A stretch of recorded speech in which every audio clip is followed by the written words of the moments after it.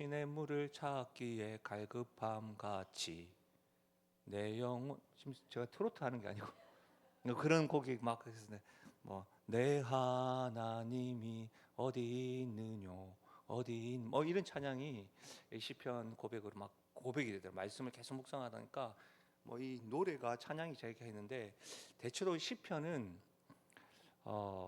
고백이고 찬양이잖아요.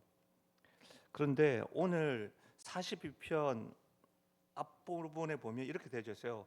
고라 자손의 마스길. 마스길이라고 표현되어 있는 그 성경책 보면 1하고 반가로가 되어 있죠. 1하고 반가로 밑으로 내려가시면 어떻게 되어 있어요? 교훈이라고 되어져 있어요. 그러니까 우리가 보통 시편 하면 찬양, 고백, 이렇게 부르짖음 이렇게 되어 있지만 이 시편만큼은 고라 자손의 교훈이라는 것을 알 수가 있습니다. 이 차원에서 이 시편을 해석하고 이해하는 것이 좀 다르겠죠. 그러니까 단순히 시인의 감정 토로가 아니라는 겁니다. 고라 자손을 통하여 우리에게 주시는 하나님의 모든 말씀은 하나님의 감동으로 된 것으로 유익함이 있는데 교훈과 책망과 바르게 함, 특별히 의로 교육함뿐만 아니라 오늘은 이 말씀이 단지 시편 기자의 고백과 감정 토로가 아니라 교훈이 있다, 이것을 우리 성경에 알 수가 있습니다. 그렇다면 고라 자손의 마스길, 고라 자손의 교훈이잖아요. 그럼 고라 자손이 누구인가 알 필요가 있겠죠. 고라 자손은 이 민수기 16장에 보면 등장하는데요, 이들은 레위의 증손이에요. 고핫의 손자예요. 그러니까 이제 광야 생활할 당시에 하나님께서 모세에게 이스라엘 백성을 이끌게 하였는데, 모세에게, 영적 지도자에게 대적했던 인물이 고라 자손, 고라입니다. 그 이 사람은 르우벤 자손 다단과 아비람, 그리고 회중 대표 250명을 딱 이끌고 혼자 간 게 아니라 항상 이게 좀 이렇게 그 리더십을 좀 이게 흔히 말하면 끌어내리거나 좀 이렇게 대적할 때는 혼자 못 갑니다. 무서워서. 그래서 뒤에 뭔가 또 뺏겨 250명 딱 데려갔습니다. 그러면서 뭐라고 이야기했냐면, 어찌하여 모세 보고 스스로 하나님 그 당신을 높이느냐. 당신만 하나님을 만나는 게 아니라 우리 안에서도 하나님 만날 수 있는 거 아니냐. 그렇게 하면서 모세를 막 비난하고 반란을 일으켰습니다. 만약 그들의 비난과 반란과 그들의 말들이 옳았다고 한다면 아마도 하나님께서는 모세를 책망하시고 모세에게 심판하셨겠지만, 그 사건은 하나님이 고라와 함께한 사람들을 땅을 갈라지게 해서 산채로 다 메모시켜 버렸습니다. 그러니까 250명 다 하나님의 불에 타 또 죽음을 맛보았습니다. 그러니까 그랬던 사람이에요. 그런데 놀랍게도 그 하나님의 심판 가운데 고라의 세 아들은 죽지 않았습니다. 바로 오늘 고라 자손의 마스길, 고라의 후손들이 오늘 이 시편을 노래하고 있는 겁니다. 어떻게 보면 고라의 자손이라고 할 때 그 고라의 자손은, 고라라고 하는 이름은 결코 자랑스러운 이름이 아닙니다. 그렇죠? 하나님의 이름에 정면에 맞섰다가 심판을 받은 조상의 이름인 거죠. 감추어지면 친일파라고 해도 떳떳하겠지만 아예 드러나는 거죠. 나의 조상이 이런 사람이다. 특히 하나님께 대적하고 죽음을 맛봤던 사람이다. 자손들 입장에서는 어쩌면 지우고 싶은 이름인 것이죠.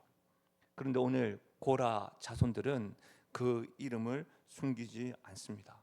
외면하지 않습니다. 어쩌면 이스라엘 백성들 안에서 이렇게 하나님을 찬양하고 예배하는, 성전으로 올라가면서 노래 부르는 이 노래 자체가 수치스러울 텐데도 불구하고 그 수치스러운 이름으로 고라 자손으로 하나님께 노래하고 예배하고 있는 겁니다. 근데 오늘 이 시편 42편 말씀은 아마 이런 찬양, 아까 제가 불렀던 찬양은 잘 기억을 못 하시지만, 목마른 사슴 시내 물을 찾아 코드 D 코드, 이건 알 거는 거죠. 이 찬양이 딱 나올 때 제가 훈련 받았을 때는 예배인도 제가 목마른 사슴이 이렇게 딱 멘트를 딱 하면서 안 통합니다, 여전히. 어쨌든 오늘 말씀에 두 단어가 본문 전체를 관통하는데요. 저는 오늘 이 고라 자손의 맞서길의 두 단어는 낙심과 불안이라고 생각됩니다. 낙심과 불안이라고 하는 이 두 단어가 반복적으로 사용하고 있습니다. 그러니까 이 시인들의 내면 상태를 낙심과 불안 반복해서 계속해서 말하고 있는 거죠. 그러면 우리는 이렇게 이야기하죠. 왜 고라 자손들은, 이 시인들은 낙심과 불안한 이유가 뭘까? 오늘 말씀해 보면 하나님을 간절히 찾는데요, 전혀 하나님이 느껴지지 않기 때문입니다. 우리 1절 말씀 다시 한번 읽어볼까요? 1절입니다. 함께 읽겠습니다. 시작. 하나님이여, 사슴이 시냇물을 찾기에 갈급함 같이 내 영혼이 주를 찾기에 갈급하니이다. 여러분, 여기에서 시냇물은 시원하게 흐르는, 요즘 많이 덥잖아요. 많이 더울 때 생수도 또 시원한데 시원하게 흐르는 시냇물이 아닙니다. 광야 골짜기에 쪼로로 흐르는 밑바닥에 조금 고여 있는 그 물인 겁니다. 그러니까 목마른 사슴이 광야 밑바닥까지 내려가서 물을 찾아 헤매는 것과 같은 그 절박함으로 찾는 겁니다. 그러니까 이 말씀을 그냥 시냇물이니까 그 흐르는 곳에 그냥 가가지고 그런 절박함이 아닙니다. 둘러보아도 먹을 물이 없고 저 구석진 데에 물이 있어가지고 사슴이 내려가고 계곡으로 내려가서 겨우 먹는, 몸 다쳐가면서 그 시냇물인 것이죠. 그렇게 간절하게 절박함으로 시냇물을 찾기에 갈급함 같이 내가 갈급합니다, 이렇게 이야기하는데 2절을 연결해서 보십시오. 내 영혼이 하나님 곧 살아계신 하나님을 갈급함 같이 갈망하나니 내가 어느 때에 나가서 하나님을 얼굴을 배우리까. 이렇게 시냇물을 찾는 사슴처럼 저 광야에 있는 시냇물 찾듯이 찾는데 난 언제 하나님 얼굴을 보겠습니까? 9절 내 반석이신 하나님께서 말하기를 어찌하여 나를 잊으셨나이까. 여러분, 이 시편 기자의 슬픔, 답답함, 고통이 느껴지십니까? 하나님을 향한 갈망이 있었습니다. 사모함이 있어서 부르짖고 찾는 겁니다. 그렇죠? 근데 그의 외침의 내용은 뭡니까? 어찌하여 나를 잊으셨습니까? 이것이 시편 기자의 고통입니다. 어찌하여 나를 잊으셨습니까? 간절한 갈망이 있습니다. 주야 삼창하는데 하나님이 느껴지지 않는 겁니다. 주님 여기 있사오니 찬양을 하고 손 높이 드는데 하나님 느껴지지 않는 겁니다. 앞에 인도자들은 하나님 경험되어져서 손 높이 들고 하는데 저게 무슨 곡이지? 뭐지? 이런 겁니다. 저는 목회 현장에서 이런 고백을 수도 없이 들었습니다. 목사님, 지금 상황이 너무 힘든데요, 하나님이 정답인 줄 제가 압니다. 하나님을 찾아야 되는 것도 압니다. 그런데 모르겠어요. 하나님이 나와 함께 계시다는 것을 느껴지지 않습니다. 이 말 압니다. 정답인 줄 안다니까요. 하나님을 지금 찾고 부르짖고 하나님 말씀을 읽고 귀 기울이고 부르짖는 걸 알겠는데요, 하나님이 느껴지지가 않아요. 금요기도 집회에 사모함이 있어서 예배 자리에 나오지만 하나님을 멀게만 느껴지는 거죠. 어떻게든 애써 봅니다. 피곤하고 지금 직장에서 일하시고 얼마나 피곤하시겠어요. 그리고 이걸 피곤한 가운데 발버둥 치고 기도하기를 애써 보는데 응답은커녕 찬양과 말씀과 기도를 통해서 하나님 임재, 하나님의 손길을 경험하지 못하는 겁니다. 아무런 감동도 없는 거예요. 흔히 말하면 은혜 받았다, 무슨 꿈틀거림도 있었고 감동도 있었고 또 울림도 있어야 되는데 그런 것도 없다는 겁니다. 이게 뭐예요? 지금 이 시편 기자의 낙심과 불안인 겁니다. 하나님을 간절히 찾음에도 불구하고 전혀 하나님이 느껴지지 않는다.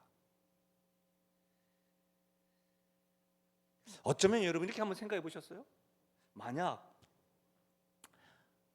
금요 기도회까지 나오신 분이라고 하니까 그 간절함으로 하나님 느껴지지 않는 게 고통인데, 만약 예배에 대해서 종교 생활을 하시고 뭐 하나님에 대해서 잘 느끼지 못하고 뭐 하나님에 대한 간절함 사모함이 없는 사람, 심지어 하나님을 모르는 사람이라고 한다면 차라리 이거는 뭐 운명이다.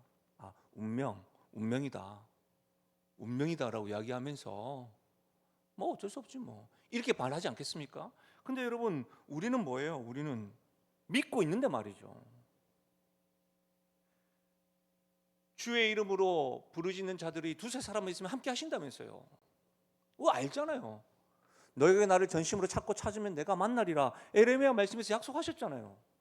야고보서에서는 하나님께 가까이 하라. 그러면 가까이 하신다고 하셨잖아요. 우리가 안다니까요.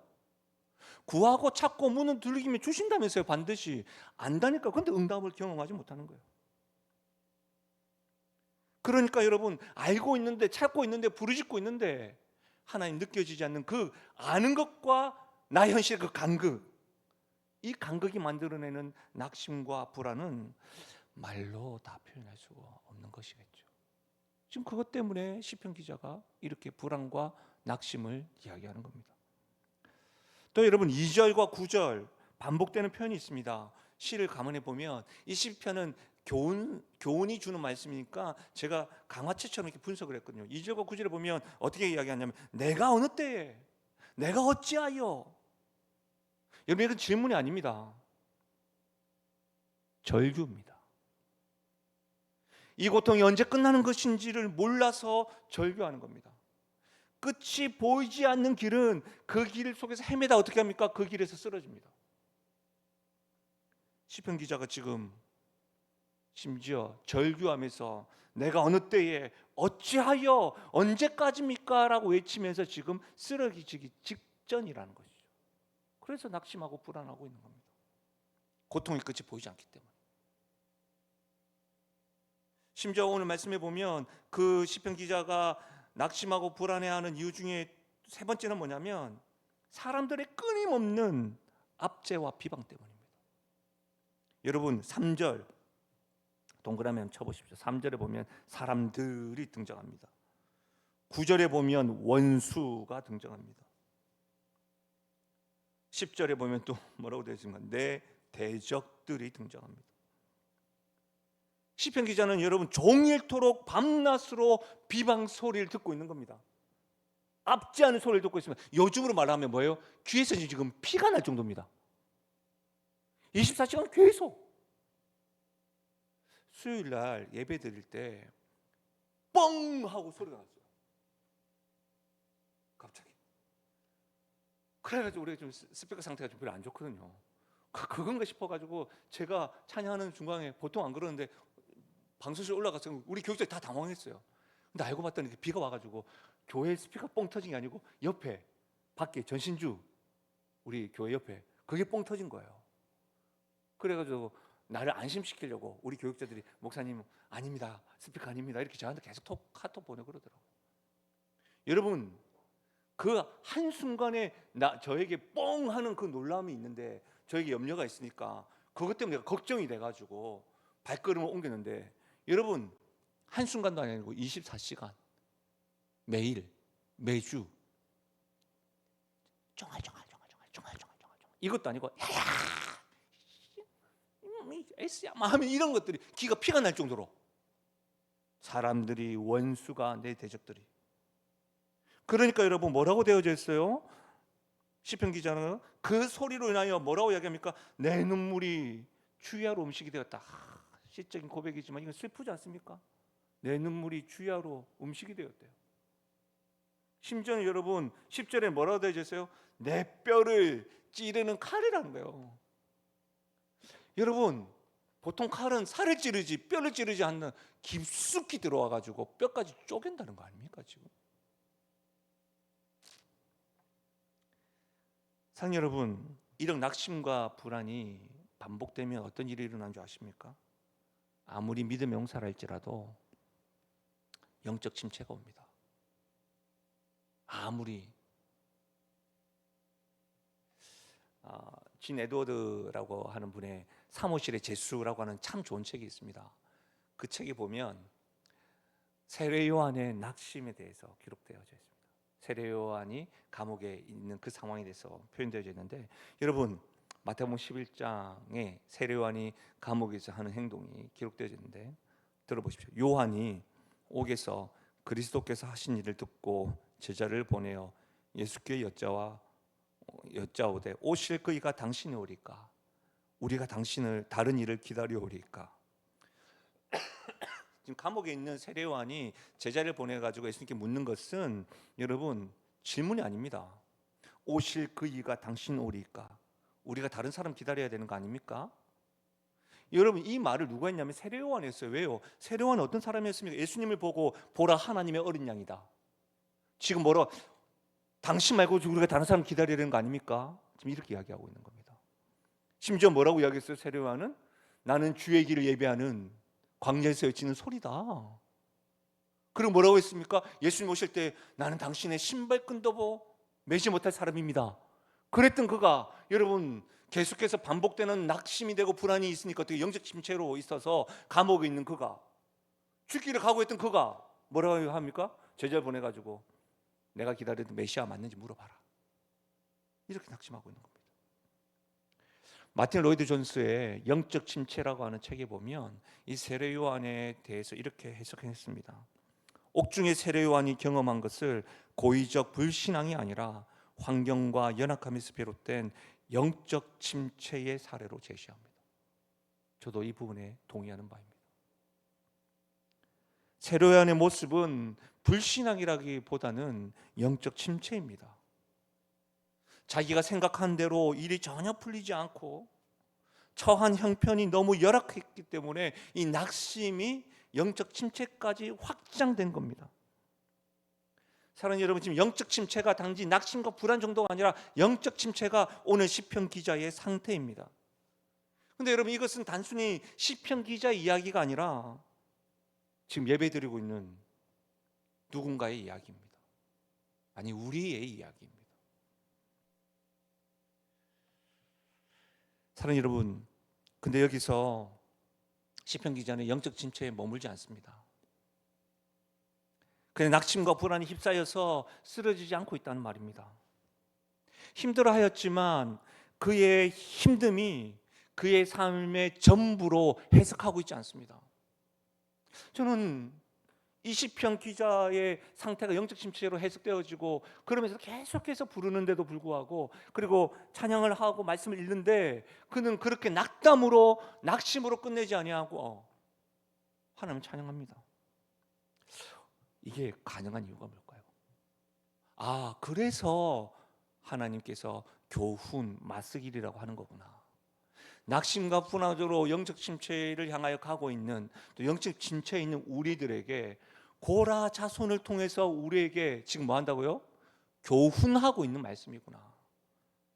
저는 그래서 오늘 이 자리에 참여한 여러분들에게 우리 모두가 하나님이 주시는 교훈 적어도 두 가지만큼은 반드시 새기고 깨닫고 또 그 교훈된 말씀을 딱 붙잡고 기도하시면 좋겠습니다. 먼저 이겁니다. 낙심과 불안이 엄습해 올 때 한번 따라 하실까요? 내 영혼에게 명령하자. 예. 그럴 때마다 내 영혼에게 명령하십시오.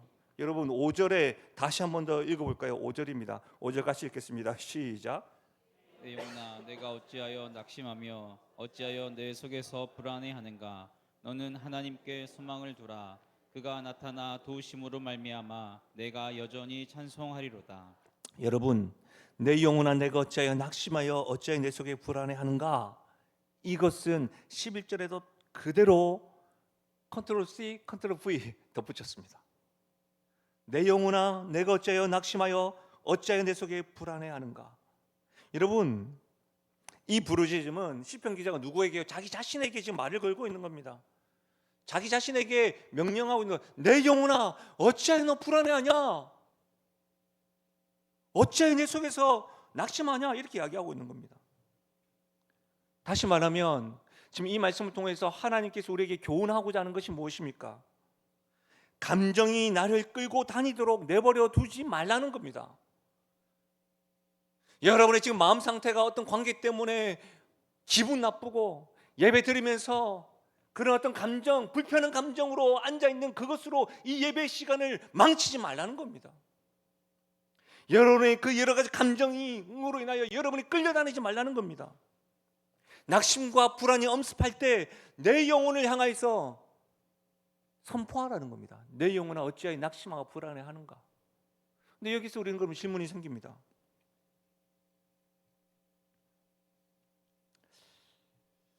질문 드리기 전에 제가 그 순종 선언이라고 하는 책을 예전에 요셉을 공부하면서 봤던 책에 보면 영어권에서 내려오는 우화가 기록되어져 있는데 한번 들어보십시오. 사탄이 자신이 사람들을 무너뜨리는데 사용했던 도구들을 요즘처럼 이제 당근처럼 이렇게 파는 상점이 있는 거예요. 당근 이렇게. 그 탁자 위에는 탐욕, 험담, 교만, 정욕 등의 온갖 도구들이 가격표로 진열되어 있습니다. 근데 탁자 한 귀퉁이에 볼품이 없고 퀴퀴한 냄새를 풍기는 낡은 물건에 어떤 글자가 딱 붙어 있냐면 너무 비싸서 팔지 않는 도구.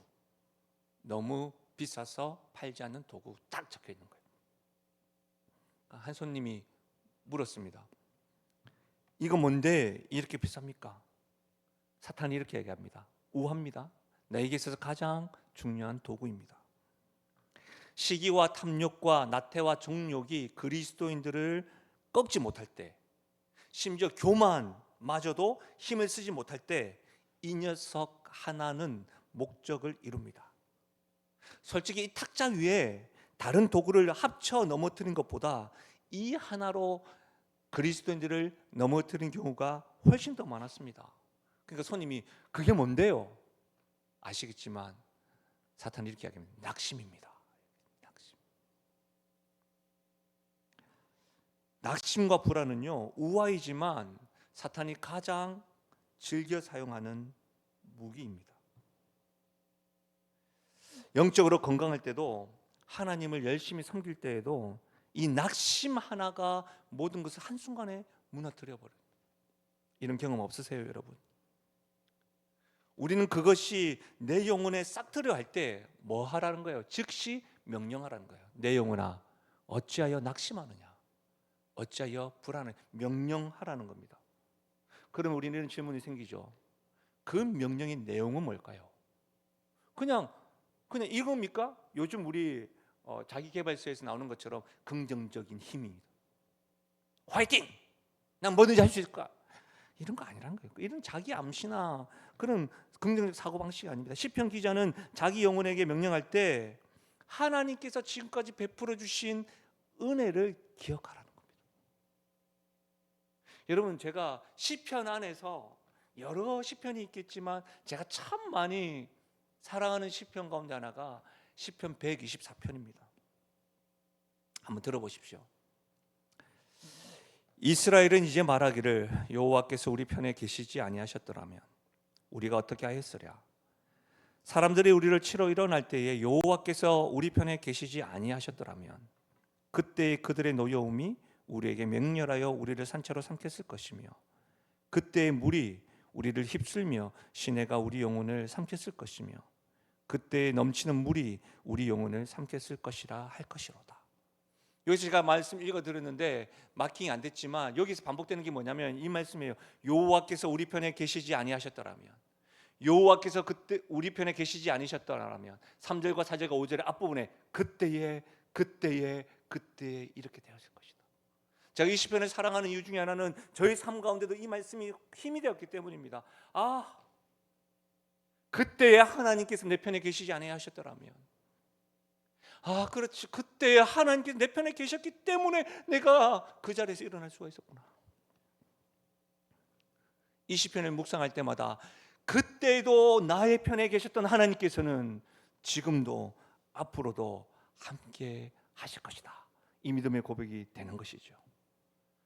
다시 말하면 낙심과 불안이 있을 때마다 하나님께서 그때에도 과거에도 지금도 앞으로 나에게 베풀어준 그 은혜들, 그걸 기억하라는 겁니다.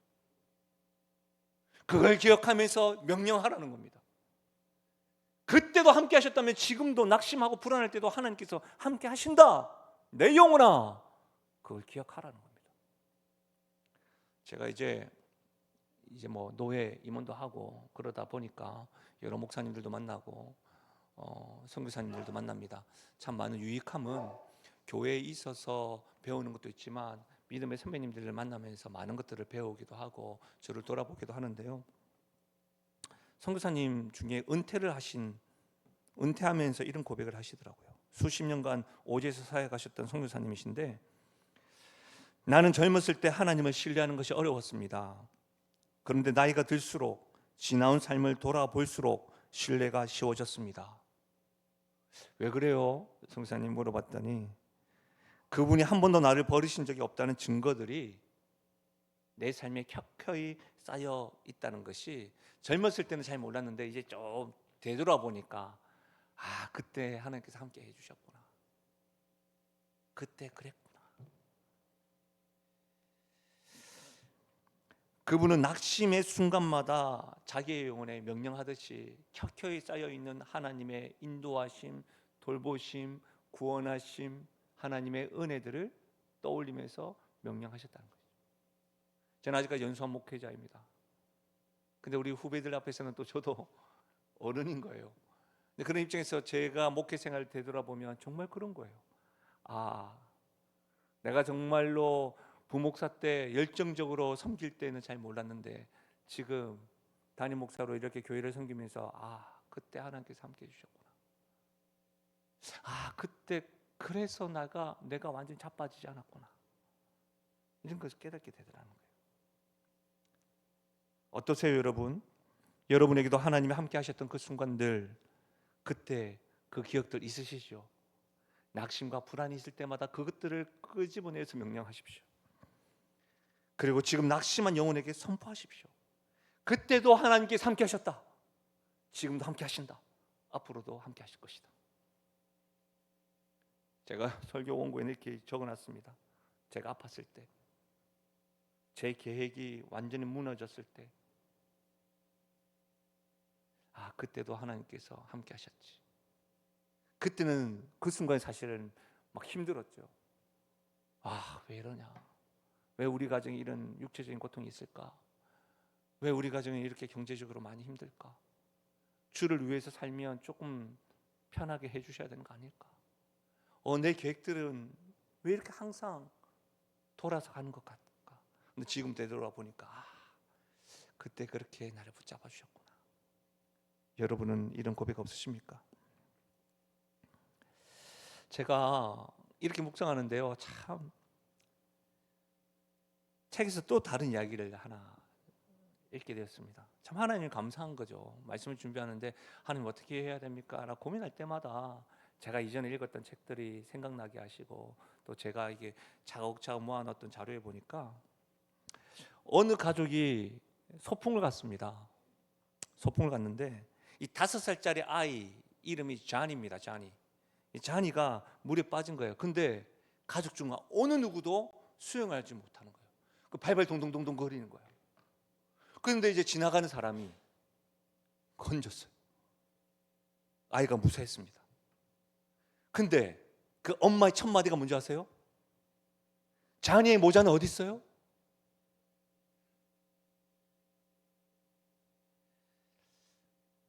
잔이의 모자는 어디 있어요? 웃으시는데 혹 이게 우리의 모습은 아니실까요? 하나님께서 우리의 삶을 베풀어 주신 놀라운 구원과 은혜와 사랑에는 눈을 감은 채 작은 실망거리와 불안한 요소에만 집중하면서, 왜 내 삶은 그거 없어요? 그것이 잔의 모자 어디 있나요? 이 고백. 우리가 그러면서 생명 살린 것에 대해서는 생각하지 아니하고 지금 당장 내가 쓰고 있지 못한 잔의 모자가 없는 것으로 낙심할 때가 얼마나 많았는지,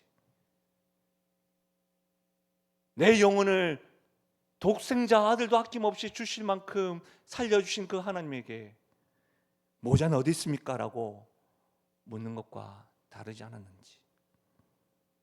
사랑하는 여러분, 하나님께서 지금까지 내 삶에 베풀어 주신 그 은혜들을 기억하십시오. 그리고 지금 낙심한 내 영혼에게 하나님의 은혜로 명령하십시오. 내 영혼아 어찌하여 낙심하며 내 속에서 불안해하는가. 그때에도 하나님께서 함께 하셨고 지금도 나와 함께 하시는 그 하나님을 기억해라. 이 고백이 우리의 삶 가운데 영혼들에게 날마다 명령되어지시기를 주의 이름으로 축원합니다. 두 번째 주시는 교훈은 낙심과 불안이 엄습할 때 한번 따라 하실까요? 하나님께 소망을 두자. 하나님께 소망을 두자. 그렇습니다. 하나님께 소망을 두자. 우리 11절 말씀 다시 한번 더 읽어볼까요? 11절입니다. 같이 읽겠습니다. 시작. 내 영혼아 내가 어찌하여 낙심하며 어찌하여 내 속에서 불안해하는가. 너는 하나님께 소망을 두라. 나는 그가 나타나 도우심으로 말미암아 내 하나님을 여전히 찬송하리로다. 5절과 11절에는 반복되는 거 있지 않습니까? 그렇죠. 그러면서 가장 중요한 문장은 제가 볼 때는 너는 하나님께 소망을 두라. 이것은 막연한 기대가 아닙니다.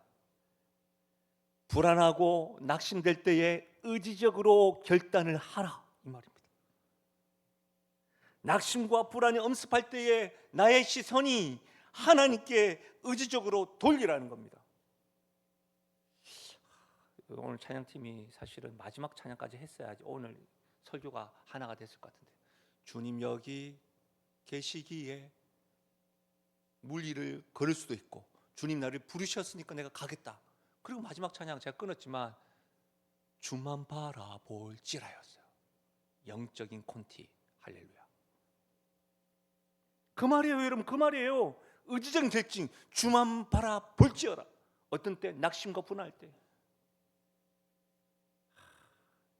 여러분 히브리서 6장 19절인데요 우리가 이 소망을 가지고 있는 것은 영혼의 닷 같아서, 하나님께 소망을 가지고 있는 것은 뭐와 같아서? 영혼의 닷 같아서 튼튼하고 견고하여 휘장 아래에 들어가니 하나님 앞에 나아갈 수 있어야 하는, 이 소망이 뭐냐면 사실 예수 그리스도를 가르치는데 이 예수 그리스도가 우리의 영혼의 닷 같아서 붙들어 두고 있어서 하나님 계시는 휘장으로 들어갈 수 있다는 거 아닙니까? 근데 여러분 닷은요, 닷. 제가 다는 모르지만 닷 정도는 알아요. 닷이 뭡니까? 배가 흔들리지 않게 막는 것이 아닙니다. 닷을 내려라 라는 말은 뭐예요? 배가 아무리 흔들려도 그곳에서 떠내려가지 않게 붙잡는 게 닷입니다. 하나님께 소망을 두는 것이 이것이라는 겁니다. 내 감정의 파도가 여러분 거세게 물으칠 때는 여러분 우리도 흔들리죠. 세례요한도 영적 침체가 왔으니까 흔들릴 수 있다는 말입니다. 그러나 어떻게 해요? 내가 떠나지 않게 만드는 영혼의 닷, 그게 뭐라고요? 우리 하나님께 소망을 두는 것. 오직 하나님만이 내 영혼의 낙심과 불안을 잠재울 수 있다는 겁니다. 내 입술에 다시 찬양과 감사가 넘치게 하실 분도 오직 하나님, 내 영혼의 닷 되시는 그분밖에 없다는 겁니다. 그러니 나의 시선과 나의 부르짖음과 삶의 방향을 누구에게요? 하나님께 소망을 두라는 겁니다. 언제요? 낙심과 불안할 때에도. 오늘 시편은요 1절에 보십시오. 1절 이게 문학 작품 가운데 강조하는 것 가운데 수미상관이라고 있는데, 이게 뭐냐 하면 표기법 가운데 햄버거 같은 거예요. 샌드위치 같은 거예요. 우린 패트가 중요하긴 한데 고기가 중요하지 않습니까? 그래서 중요한데 위에 빵 아래 빵 이 같은 말로 같은 빵으로. 그러니까 1절에 보시면 목마른 사슴이 시냇물을 찾듯이 하나님을 찾는 것을 보십시오. 이 말은 뭐예요? 사슴에게 있어서 시냇물이 생명에게 있다, 이것을 알고 찾는 거예요. 그러면 여러분 오늘 11절은 뭐예요? 내 생명이 누구에게 달려있다? 하나님께 달려있다. 오직 하나님만이 내 영혼의 낙심과 불안을 잠재울 수 있다, 이거예요. 근데 여전히 여러분 11절에 보면 너무 놀라운 게 뭐예요? 하반절 보시면 11절 내 하나님을 여전히 찬송하리로다. 여전히 다시 말하면 지금 이 시편 기자의 상황은 변하지 않았습니다. 원수의 비방도 귀에서 피가 나도록 계속해서 지금도 있습니다. 하나님이 느껴지지 않는 답답함도 여전합니다. 그럼에도 불구하고 여전한 상태임에도 불구하고 여전히 하나님을 신뢰함으로 그의 입술은 찬양하고 있는 겁니다. 이것이 가능한 이유가 무엇입니까? 하나님과의 관계, 영혼의 닷, 내 감정이나 환경이 결정되는 것이 아니라 하나님께 나아갈 수 있는 영혼의 다 예수 그리스도로 말미암은 이 하나님의 관계가 너무나도 분명하기 때문에 지금의 상황이 변하지 않는다 할지라도 나는 여전히 예수 그리스도로 말미암은 하나님의 자녀요, 예수 그리스도로 말미암은 하나님을 나의 아버지라 부르는 아들이라는 이 정체성이 변하지 않는, 그러니까 뭐예요? 내가 지금 감옥에 있다 할지라도, 내가 몸이 아프다 할지라도, 내가 경제적으로 어렵다 할지라도 나의 이 중심은 변함없다. 그러니 사도 바울이 내게 주신 자 안에서 내가 모든 것을 할 수 있다, 이렇게 고백하는 것 같은 고백이 여전히 이런 상황임에도 불구하고 하나님을 찬양합니다. 이 고백인 거 아닙니까? 한 번쯤은 들어보셨을 일화가 있는데요, 19세기 천재 바이올리니스트 파기니니, 이 파기니니에 대한 일화는 여러 강연과 설교에서 폭넓게 활용되었던 이야기입니다. 이 파기니니가 오케스트라와 함께 연주를 하던 중에 갑자기 이 줄이 하나가 끊어집니다. 바이올린 줄이요. 바이올린 줄이 몇 줄인 줄 아시나요? 4줄이래요. 뮤직 아카데미 오시면 배울 수가 있습니다. 그런데 한 줄이 끊어지는 것이 3줄 남았잖아요. 또 연주하니까 또 끊어진 거예요. 야, 연주 저 같으면 딱 스탑할 건데 계속했어요. 또 끊어졌대요. 마지막 한 줄 가지고 끝까지 연주를 했대요.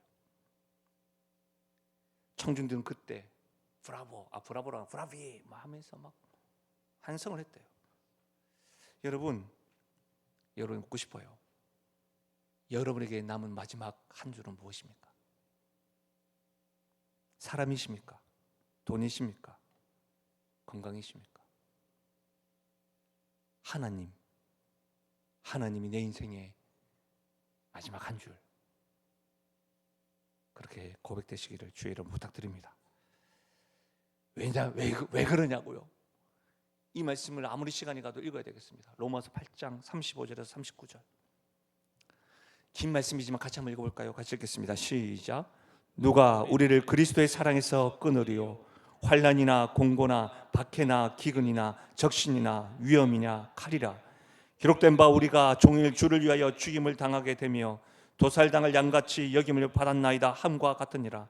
그러나 이 모든 일에 우리를 사랑하신 이로 말미암아 우리가 넉넉히 이기느니라. 내가 확신하노니 사망이나 생명이나 천사들이나 권세자들이나 현재일이나 장래일이나 능력이나 높음이나 기쁨이나 다른 어떤 피조물이라도 우리를 우리 주 그리스도 예수 안에 있는 하나님의 사랑에서 끊을 수 없으리라. 우리 인생 가운데 마지막 남은 그 한 줄, 하나님은 어떤 것도 끊을 수 없음을 믿으시길 바랍니다. 말씀을 마무리하겠습니다. 이 시편은 고라 자손의 맞서길입니다. 다시 한 번 더 고라 자손을 한번 기억해 보십시오. 그 자손들은 고라라고 하는 이름을 잊지 않았습니다. 하나님의 권위를 거역하고 심판을 받은 조상, 결코 자랑스럽지 않은 이름, 그 이름을 외면하지 않았습니다. 어쩌면 부끄러웠을 텐데 그 부끄러움에 등을 돌리지 않았습니다. 고라 자손임을 인정했습니다. 다시 말하면 그들의 수치와 아픔에서부터 도망가지 아니하고 직면했다는 말입니다. 그리고 그것 가지고 그대로 하나님 앞에 나아가서 예배하고 찬양하고 있는 겁니다. 성경신학적으로 가만히 보면 너무 놀라운 게 뭔지 아세요? 역대상과 역대하에 보면 고라 자손들이 성전 문지기로 섬깁니다. 건축자로, 심지어 이제는 하나님 앞에 찬양하는 자로 하나님을 섬겼다라고 기록하고 있습니다. 수치의 이름 고라가 이후에 그 자손들로 인하여 어떻게 해요? 섬김의 이름으로, 하나님의 손에 붙잡혀서 섬김의 이름으로 역대상과 하의 역사서에 기록되어져 있다는 겁니다. 이것이 가능한 이유가 뭘까요? 그들의 수치스러움을 그대로 들고 시냇물 되시고 생수가 되시고 나의 인생의 남은 마지막 한 줄 되시는 하나님께 나아갔기 때문입니다. 그리고 그 하나님께서는 그들의 수치를 영광으로 바꾸셨습니다. 예수님께서 십자가에 죽으심은 그냥 너무나도 많이 들으셔가지고 잘 안 와닿으시죠. 제가 이번 주에 우리 제자반들과 이야기를 하면서 이런 이야기했습니다. 청년아, 만약에 누군가가 너에게 한 30만 원의 빚을 갚아줬다고 한다면 어때? 고맙죠? 한 500만 원 정도 빚을 갚아줬다면 어때? 너무 고맙죠? 만약에 말이야 100억을 갚아줬다고 한다면 어떻게 할 거야? 정말요? 제가 그 이야기를 하면서 그렇게 이야기했습니다. 혹 우리가 주님의 십자가의 그 가치를 한 5만 원 정도, 30만 원 정도, 100만 원 정도 알아서 그런 거 아닐까요? 독생자 아들을 아낌없이 우리를 위해서 부끄러움과 수치심을 다 당하시면서 죄가 없는 분이 그 길을 걸어가셨는데 그 모습 그대로 하나님께서는 우리를 위하여 그 수치를 빌립보서에 보면 모든 이름 위에 뛰어난 이름으로 영광스럽게 바꾸어 놓으신 그 하나님, 혹 여러분도 지금 겪고 있는 낙심과 불안이 부끄러우십니까? 고라자손은 그 수치스러운 이름을 들고 하나님께 나아갔습니다. 직분자들 가운데 신앙생활을 오래 하셨음에도 불구하고 하나님이 느껴지지 않는 것 같아서 메마르시고 좀 창피하십니까? 잊어버리고 싶은 과거가 있으십니까? 우리 하나님에게는 그것을 숨기지 마십시오. 그것을 그대로 고라자손과 같이 들고 나아가십시오. 나의 감정보다도 내가 붙잡고 나의 인생을 붙잡는 것은 예수 그리스도 영혼의 닷. 그래서 하나님께 나아갈 수 있습니다. 그래서 여러분 명령하십시오. 내 영혼아 어찌하여 낙심하느냐, 어찌하여 불안해하느냐. 내 영혼아 너는 이와 같은 하나님께 소망을 두라. 이 말씀이 오늘 기도의 자리에서 여러분의 기도를 안내하고 여러분의 기도를 확장하고 여러분의 기도에 하나님이 임재하시는 그런 기도의 시간 되시기를 주의 이름으로 축원합니다. 오늘 말씀을 생각하시면서 우리 찬양으로 우리 하나님께 올려드리겠습니다.